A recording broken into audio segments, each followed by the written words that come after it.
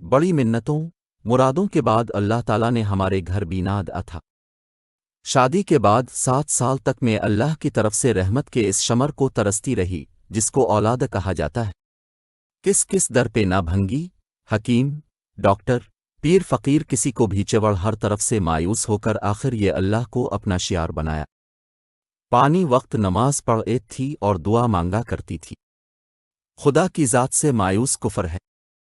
जब तक सांस है तब तक आस है, मैं भी दुआमा लगती ही रही। हर सजदे में आंख से आंसू जरूर एक जाते थे। जो दाल आदिल से निकलती है असर रखती है, और जो कहते हैं कि अल्लाह के घर दैर है अंध खैर नहीं, तो ये भी मेरे मौला ने बीच कर दिखाया। यूं कि शादी के 8वें साल अचानक एक रोज़ चक्कर आया और ऐसी तबीयत मतलाई कि मैं बावर्ची खाने के दरवाजे के बीच गिरकर बेहोश हो गई। शुक्र है मेरे मियाँ इस वक्त घर पर मौजूद थे। उन्होंने फौर अच्छे गाड़ी में डाला और अस्पताल ले गए। खुद इनके हाथ पांव फूल गए थे कि न जाने मेरी बीवी को क्या हो गया है। हो सकता है कि मिर्गी का दौर विपरा हो, लेकिन जब लीडिया कट्टर ने यह खुशखबरी सुनाई कि आपकी बीवी उम्मीद से हैं, तो मेरे मियाँ शादी मर्ग से 2-4 होते होते बच्चे फिर किया था उजड़े चमन में बिहार आ गए। दिन गिने जाने लगे कि कब वो साथ आए जब घर में बच्चे के रोने की पहली आवाज़ सुनाई दे और माँ बाप दादा दादी के दिल फूलों की तरह खिल उठीं। महीनों पहले से नाम तजवीज़ होने लगे। मेरे मियाँ माँ बाप के इकलौते बेटे थे। इस घर का नाम लेवा अब आने वाला था। हम तो ये भी ना सोचते थे कि लड़का ही हो। लड़की भी सर आंखों पर के औलाद लड़का हो यार की अल्लाह की नेमत होती है। कोई तो हो जो माँ के दिल की ठंडक और बाप की आंखों का नूर है। जब काशिफ पैदा हुआ जानो हमारे घर में चांद उतर आया। गिल गोतेना, गोरा गुलाबी मुखड़ा, कुलकारियां भरता, ऐसा प्यारा लगता कि हैं इस मिठास और ममता की लज्जत को अल्फाज में बयान करने से कासिर हूं। जैसे चांद में कोहन होता है या फूल को मिट्टी लग जाती है, ऐसे ही मेरे चांद को भी किसी रोग ने जकड़ लिया। जब उसकी उम्र 2 साल होने को आई तो उसको वक्ता आफौक दौरे पड़ने लगे। किसी ने कहा आसेब है, कोई कहता जिनका साया है, किसी ने मिर्गी बताई। गरज जितने मुंह इतनी बातें। हम तो इलाज करवा कर वो थक गए, किसी दवाई असर न किया। झाड़ फूंक वाले वैद्य सभी आजमा लिए, मगर बच्चे को ठीक हो ना था और ना वो ठीक हुआ। अब तो मैं खुदा से फरियाद करती कि इसी तो ने दुआ सुनी भी तो कैसी अधूरी दीनाद अतोरूगी। जब काशिफ को दौरा पड़ता अचानक उसका सारा बदन अक्कड़ जाता और आंखें बढ़ जाती। मासूम मुखड़े पर ऐसा कर होता कि देखा ना जाता। मेरा और उसकी दादी का तो कलेजा मुंह को आने लगता। एक दिन मेरे बेटे को अचानक दूर पर तो उसकी हालत गैर हो गई। इस रोज़ मीराजी ऐसा कटा कि बिलक बिलक रोई और दुआ की, खुदाया तो काशिफ को तंदुरुस्त कर दे, उसके बदले में हम में से किसी को उठा ले मगर इसको अच्छा कर दे। जाने कैसी कबूलियत की घड़ी थी। काश दुआ करने से पहले ज़रा तो सोच लिया होता, मगर मुझे नादान ने ज़रा भी ना सोचा कि इसका क्या नतीजा होगा। अभी काशिफ को पालने में लिटाकर और आंसू पर नीचे कर उठी ही थी कि दरवाजे पर दस्तक हुई। दर खोलने से मील में ने पूछा कौन है। सदा आई, गदा गिरती हूँ बीबी, मुझे मलंगी के स्कूल में थोड़ा सा आटा डाल है। अल्लाह तुम्हारी पर यशनी दूर कर देगा। मैं उस वक्त बड़ी दुखियारी हो रही थी। दिल में तो बस एक ही मुराद थी कि मेरा प्यार बिच सेहतयाब हो जाए। मैंने दर खोला और इस फकीरनी के कटोरे को आने से भर दिया। उसने मीर उतरा हुआ चीर देखा तो बोली क्या तुमको कोई बड़ी परेशानी है, मुझे बता, तेरी बामरादी के लिए खास दुआ करूंगी। मैंने इसे बताया कि मेरा बेटा बीमार है, दुआ करो कि वो ठीक हो जाए। क्या इलाज कराया है? हाँ, कई डॉक्टरों को दिखाया है मगर कोई दवा असर नहीं करती। जरा एक झलक तुम मुझे अपने बच्चे को दिखाओगी। सामने झूले में काशिफ लेना था। उसने मेरे बच्चे के चेहरे को गौर से देखा, फिर कहने लगी ये एक ऐसी बीमारी होती है जो 1000 में किसी एक बच्चे को होती है। उसका कान चेदो, अगर बाला डलवा दो, और मेरे पास एक दवा है। जर इसी बस मुझे पर रखकर दिन में एक बार अपने दूध में हल करके पिला दिया करो। 7 दिन में तुम्हारा बच्चा ठीक हो जाएगा, मगर आदर खाना दो, इस इतनी ही थोड़ी लेनी है जो मकदार में ने बनाई है, इससे ज्यादा हर गजमत देना। मैं 7वें रोज आऊंगी, तुम्हारा बच्चा पहला चंगा हो जाएगा। मैं टूटे दिल की ममता मारी اس ملنگی کے آسرا دینے سے خوش ہو گئی اور اس سے دوا کی پڑیا لے لی جس میں کوئی صفوف تھا اور اسے کچھ رقم بھی دی۔ کہا کہ اگر بچہ تندرست ہو گیا تو انعام بھی دوں گی۔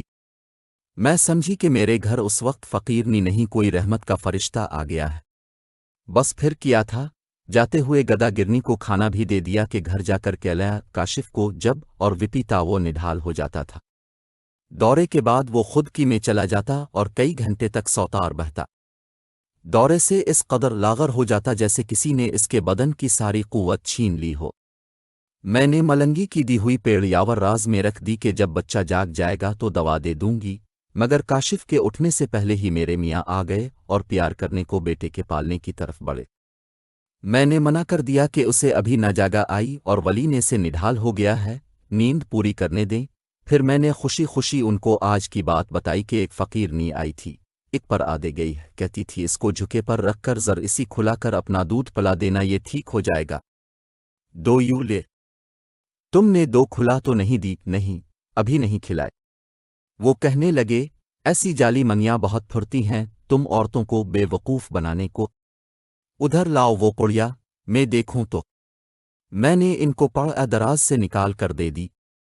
انہوں نے اسے کھول کر دیکھا تو بننے لگے اور بولے یہ تو راکھ ہے چوہے کی، یہ مانگیاں فقیر یہاں فراڈ ہوتی ہیں، تم جیسی سادہ عورتوں کو بے وقوف بناتی ہیں، ٹھگ کر لے گئی ہوگی تم سے موٹی رقم۔ ہاں لے تو گئی ہے کچھ روپے۔ ٹھیک ہے اب دیکھو میں اسے چکھتا ہوں، پھر تم بھی چکے کر دیکھ لینا، یہ چوہے کی راکھ کے سوا کچھ نہیں ہے۔ یہ کہہ کر انہوں نے اس لیے اکو منہ میں ڈال کر پورا صفوف نگل لیا اور اوپر سے پانی پی لیا۔ میں نے پیا کو ہتھیلی پر جھاڑا اور جو تھوڑا سا صفوف اس میں لگا تھا چٹکی بھر زبان پر رکھ کر چکھا تو واقعی راکھ جیسا ہی ذائقہ تھا۔ اکرم صفوف نکل کر لیٹ گئے، کہنے لگے کہ تھک گیا ہوں، ذرا آرام کر لوں تو کھانا کھاؤں گا۔ چند منٹ لیٹے رہے پھر خود کی میں چلے گئے۔ میں کبھی دفتر سے تھک کر آئے ہیں، نیند آ گئی ہوگی۔ کاشف ایلے گیا تھا، میں نے اس کو دودھ چلا کر ساس کو تھمدا اور کھانا گرم کرنے لگی۔ کھانا لگایا اور میاں جی کے پاس گئی، انہیں آواز دی کہ اکرم اٹھ جائیے کھانا کھا لے، 2 گھنٹے سے سو رہے ہیں، اب تو مغرب ہونے لگی ہے، مگر وہ نہ اٹھے تو مجھے عجیب سا لگا۔ میں نے ان کو بلایا، جلا تو جسم بے جان اور روح پرواز کر گئی تھی، روح بدن میں ہوئی تو جواب دیتے۔ ان کا منہ بند تھا، آنکھیں بھی بند تھیں، بس تھوڑا سا خون ناک سے لگا تھا۔ جسم تو برف کی سل کی طرح صفا اپنا چپکا تھا اور ہونٹ پہلے پڑتے جا رہے تھے۔ یا اللہ کیا ماجرا ہے، میں کلیجہ تھام کر رہ گئی۔ ساس کو آواز دی، اتنے میں سر صاحب بھی دکان سے آ گئے، انہوں نے بیٹے کی نبض دیکھی، آنکھوں کے پپوٹے پلٹ کر دیکھے اور بولے ان اللہ وانا لا راجعون۔ سسر کی زبانی یہ کلمات سن کر میں نے بین شروع کر دیے اور کلائیوں کی چوڑیاں ان کے پلنگ کی پٹی سے توڑ ڈالیں، اپنی کلائیاں خون کر ڈالیں۔ آہو بکا سن کر میرے دیور بھی دوڑے آئے۔ ساس نے اپنے لخت جگر کو بے جان پڑا دیکھا تو دل تھامک بے ہوش ہو گئیں۔ وہ فقیر نی نہ تھی، شاید اجل کا فرشتہ تھی جو گدا گرنی کے روپ میں آئی تھی۔ وہ موت کو پڑا میں باندھ کر لے آئی تھی اور میر اسپاگ لوٹ کر لے گئی۔ وقت کو گزرنے سے کون روک سکتا ہے، دن میدیوں اور مہینے سالوں میں بدلتے گئے۔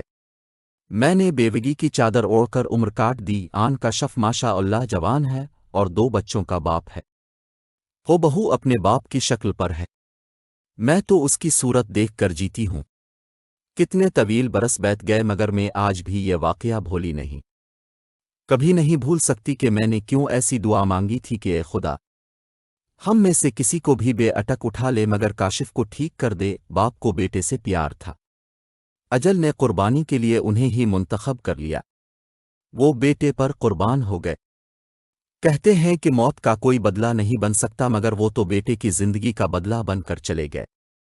حیرت کی بات یہ ہے کہ جس دن میرے میاں فوت ہوئے اس دن کے بعد سے کبھی پھر کاشف کو دورہ نہیں پڑا۔